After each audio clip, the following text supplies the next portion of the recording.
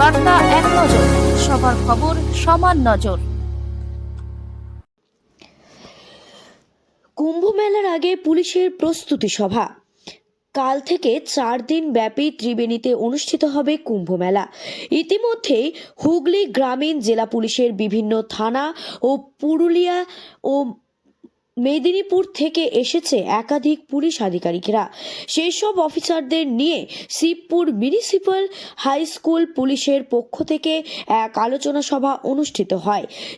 সেখানে উপস্থিত ছিলেন অতিরিক্ত পুলিশ সুপার কল্যাণ সরকার সহ জেলা ও অন্যান্য জেলা পুলিশের আধিকারিকেরা।